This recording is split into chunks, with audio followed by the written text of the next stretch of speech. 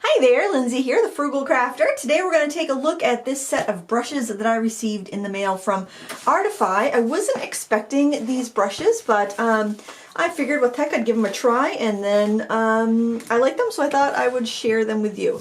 So they come in a brush roll-up, which is, honestly, I typically do not use brush roll-ups, but if you are someone who likes to travel with your brushes, or you want a little storage thing for them, this does have that, and this is how it comes, just packaged in a little cardboard box.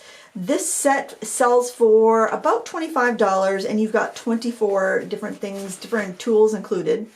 The brush roll-up has a kind of a protective cover so that I guess it kind of keeps your brushes in place when you roll them up. You do want to make sure whenever you're using a brush roll-up that you make sure your brushes are dry. Well, you can finish painting on location, roll them up, take them home, but then I would open them up and let them dry. And this roll-up has these little Velcro things, little straps that are supposed to keep your keep this like an easel if you want to like set it on your desk like this. So that's that. I find that it does kind of want to collapse on me sometimes, but if you take care to push the Velcro in good, it should hold up for you like that so you can use them.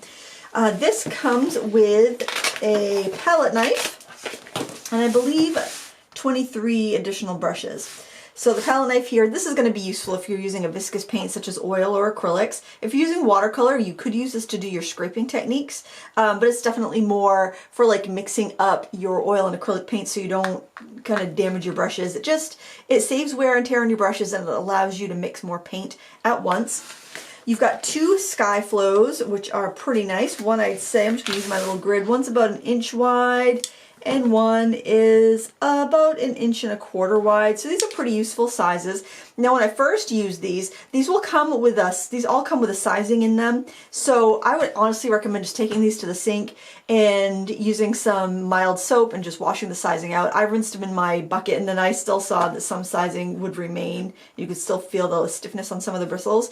And the numbers are printed, the sizes are printed on the barrels. So if you do, if you're worried about taking them all out to wash them and not finding where they go, the sizes are on the barrels, so you can easily match it up. So one thing I initially noticed when I used these flat brushes is that I was losing hairs, but after that initial use, I haven't had any shedding. So I think that's another reason I would recommend taking these brushes out, washing them in the sink really good, rinsing them really good, and that way if there are any loose hairs, you can kind of get them out right at the start, so you don't have to pick them out of your paintings, because that can be kind of irritating if you're doing watercolor and then you've got this big sky wash. You don't want to go in there picking at your paper because you could leave fingernail scratches, and if you let it dry on your paper, you could end up with like the pigment clinging to the hair and ending up with like a little like a little hairline, darker like scratch looking in your picture. And let's just see what some of these brushes do. We've got a variety of rounds, which for me, I would tend to use these flats. I would use the rounds. I would use the liner, and maybe a couple of the flats, maybe the filbert. It's a rounded filbert, not like a cat's tongue. Mostly for watercolor, I would find myself using these big flats and the rounds. So if you are somebody that works in a few mediums, you might buy a set like this and actually take everything out and separate them and put out the ones you'd use for watercolor together. Like small flats and small rounds and small filberts are really great for gouache. They're also great for acrylics and oils too, but I would probably take about half of them, use them for watercolor, the other half use them for gouache, and a few odds and ends and maybe use them for oils, like the fan blenders. I'd probably use those for oils. When I want to use fans in watercolor, like for grasses and stuff, I tend to choose the stiffer bristles, not the like nylon or golden Taklon bristles, just because they work better for that technique. So that's something to consider. If you're only working in watercolor, you might find that you don't use half these brushes. So then you have to determine, is $25 for like 12 brushes worthwhile for me? Just something to think about. You can also use big brushes like this, or even the fan brushes for dusting your paper, like after you draw, to get the crumbs away too. So that's something, another use you could have for them. But we're going to grab just some scrap watercolor paper, just the back side of one of my test pages, and I'm just going to show you some of these brushes and how they behave. We'll take this big flat, so just wetting the brush. You see the bristles come to a nice chisel edge. They come to a nice sharp edge there. I'm just going to pick up some cobalt blue. Now I'm using my larger palette because with these big brushes, I'm not going to be able to get those into like a pan. I want them in my big watercolor palette. Get a pretty good even application. Now I don't like these as much as my like Creative Mark Mimic brushes, because those are really absorbent. Like I wouldn't get that little, I wouldn't have to go back over that to fill it in. It would just cover it, but it does give you a pretty nice coverage, I have to say. You can do some fine lines. You can try and dry brush and get a little bit of a texture there too. But I think these would be really nice for wetting your paper and doing your skies.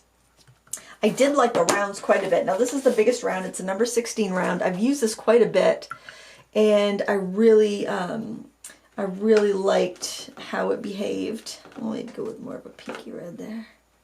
Naphthol. Now, the more you use a nylon or Taklon brush, the more absorbent it will be.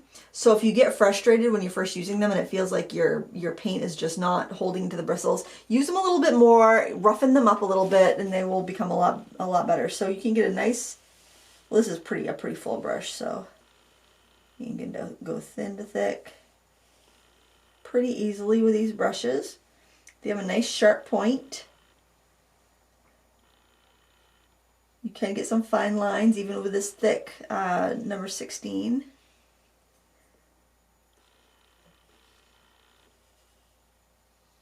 Pretty responsive, and it holds a decent amount of paint. I always test the largest brush because I know if the largest one does well, then the small one shouldn't have any trouble. I didn't notice any stray hairs. I'm just going to look around here. These will come with little collars on them, meaning like the on the rounds they'll have like a you know, like almost like a straw. Looks like a straw on them. After, those are just to protect them in transit. Please don't try to put those back on your brushes after you've got them, though. It's not a great idea because it can, you're more likely to damage your brushes trying to put those back on than you are to get a good, than you are to get protection out of them once they've arrived. Yep, that's good. This is an oval wash. It's kind of like a cat's tongue, but it doesn't come to a point. And I do see I'm getting some, I've got a stray hair on this one. So let me show you how to fix that. Alright, so this one has a stray hair. And I don't know if you can see that on camera. I'm just going to clean this brush really well. Now, this is an issue where we've got a hair that's longer than all the others. You do not want to pull that out though, because if you pull it out, if it's not just a loose hair that didn't get bundled in right, if you pull it out, you could end up loosening the ferrule. This one is clearly too long. I don't know what happened. It must have got, I don't know, it might have been like bent out of shape. It's so light, I don't think you can see it. But it might have been like kind of bent out of shape when the brushes were getting trimmed or something. I don't know. I don't make brushes, so I don't know. But I'm going to snip that right off. So what I would do is I would just grab a little pair of scissors. Manicure scissors would work fine too if you don't have anything really sharp. I'm just going to snip off the brush really close to the ferrule, and that way it won't affect how tight the bristles are packed in the ferrule, and that way you won't have any little bits poking out and bothering your artwork when you're trying to paint. You're not going to have like a little bristle poking out sideways or anything. And this does come with one liner, which is another thing I'd find useful in watercolor. And I am just going to load up as much as I can on here, and we'll see how long this will go.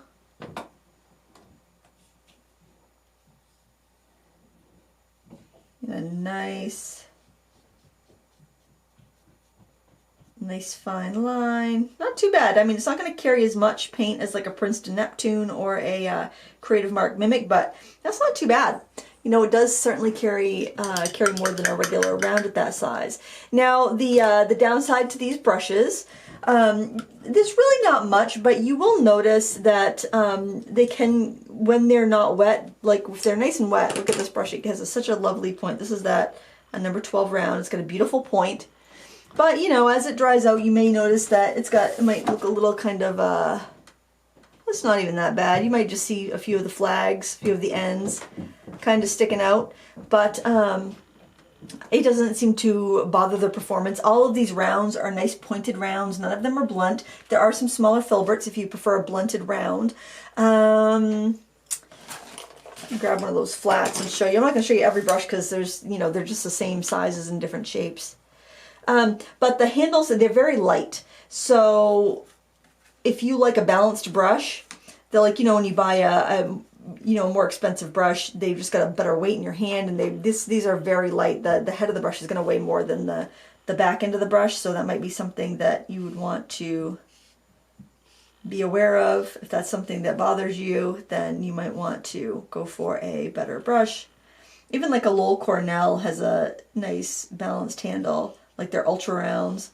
I can't remember the series number, but you know, they have a nice balanced feel to them, or the Winsor Newton brushes.